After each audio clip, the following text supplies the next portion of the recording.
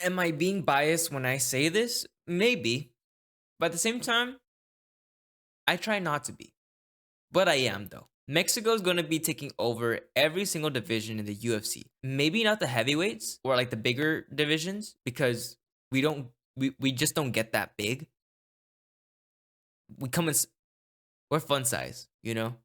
Mexico's stature isn't all that big. I don't know. Maybe it's we need to eat more frijoles or something, but yeah, I really do believe that Mexico is going to be making a huge impact in the UFC. I would say that the UFC is relatively new, and it is. They're opening a brand new training facility in Mexico City, and it's beautiful. I love hearing stuff like that because combat sports for Mexico is very important. I've heard that boxing is actually considered a Mexican sport. And there's been some great champions, great boxers, great fighters that we've seen in the past. Julio Cesar Chavez is one of the best. Like Aztec warriors is what was there before anything. You know, it's in the blood.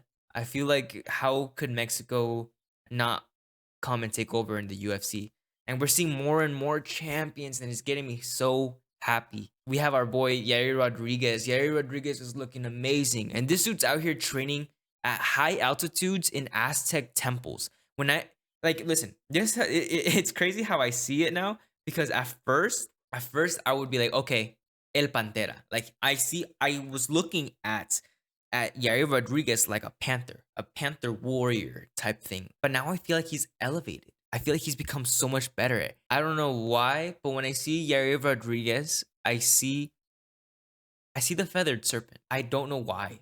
And then when I heard that he's out there training in those fucking temples or in those pyramids or something like that, it just my imagination blew up.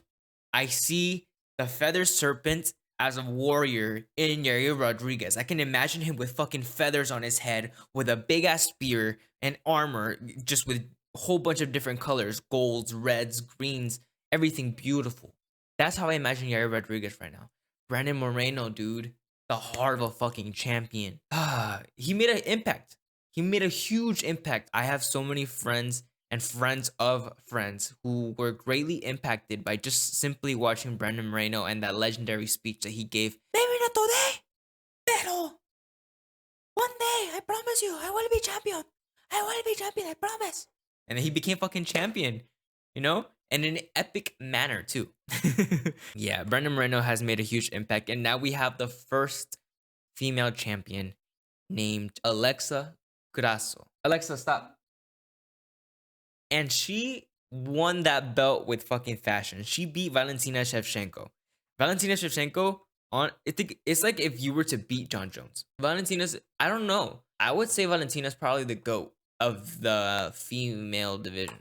Of any female division, to be quite honest with you. No, not even up there. I think she is up, the up. I feel like she's probably the best fighter. Alexa Grasso, I really had oh my god, you have no idea. I had doubt in Alexa Grasso. I was like, please win. Please win. I was hoping for her to win. I was like, I know how good Valentina is. I've seen her work in the past. To get it done, I knew Alexa Grasso was gonna have to go through a whole different stage of training, a whole different stage mentally. And it was honestly just the Mexican heart.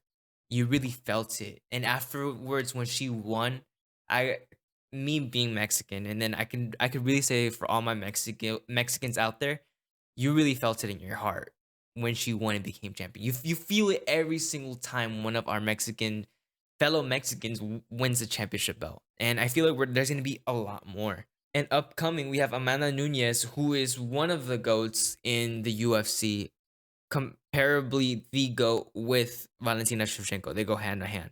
The Lioness versus Irene Aldana, another Mexican who is going to attempt to get the belt. It's going to be one of those moments again, just like Alexa. In order to get it done, it's going to be very, very difficult to take out Amanda Nunez. I don't know. Maybe you catch her on a bad day. I don't know. But if she comes prepared the way she usually does, if she comes prepared, it's going to be very, very difficult to take her out. But I'm hoping that Irene Aldana gets it done. I really am. I'm not going to doubt her. I doubted Alexa Grasso a little bit. I'm not going to lie. Because I was like, I just knew the challenge ahead. And I know this challenge ahead. Juliana Pena got it done. She beat Amanda Nunez, submitted her. People say that was a fluke. Amanda Nunez had a bad day. That's why I said that maybe she'll have like a bad day or something like last time. But nah, I feel like that was just like a little slip up. I do think that she's gonna come prepared, and it's gonna be very difficult to beat her to get her out of there. But it can get done. It can get done. Patience.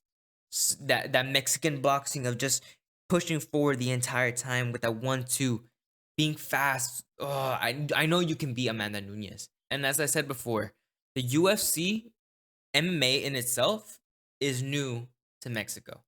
Mexico was all about boxing, and we're just seeing that leap over from boxing over to MMA.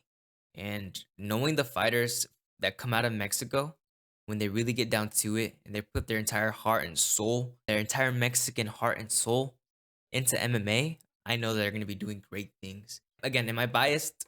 Yes, I'm Mexican. Of course, I'm going to be biased. But even if I wasn't Mexican, I if someone were to come, if I wasn't Mexican and someone were to tell me, yeah, Mexico is gonna take over in the UFC, I would believe them. I really would. It's one of those things. It's like, yeah, it could happen. Even if you want to deny it, you can come up with so many different excuses or contradictions for that, opinion. You gotta be realistic. It's a possibility. We're seeing so many Mexican champions left and right. And here we have another opportunity for another Mexican champion. We have fucking Kevin Gastelum. He's Mexican American, but hey, he has that Mexican blood in him. And I'm waiting for that fool to get that welterweight belt. I know he's making a run for it. I know he can get it. He looked great in his last fight. What do you guys think? Do you guys think that Mexico has a possibility of taking over every single division in the UFC? It's going to be very difficult, but so is literally everything in this fucking sport. But what I've learned from watching countless amounts of fights, countless amounts of documentaries on these fighters, countless amounts of dedication and sacrifice that I've seen from every single one of these fighters is that anything can be done. Because the heart that all these people have, the strongest. Speaking of which, just quick news. All of the Mexicans have left Florida because of this like immigration law or something that happened. And there's no one working in those like plantations of like all the crops that they harvest and the huge acres of no one's working them anymore. They're all gone. The Americans are stepping in and they can't hang. Hardworking people, I'm telling you. And then when they give it their all, when they give it their all in MMA, it's only big things. It's only big things ahead of us. And you'd be a fool to not realize that. If you guys happen to enjoy, make sure to like and subscribe. I'll catch you guys all in the next video. See ya.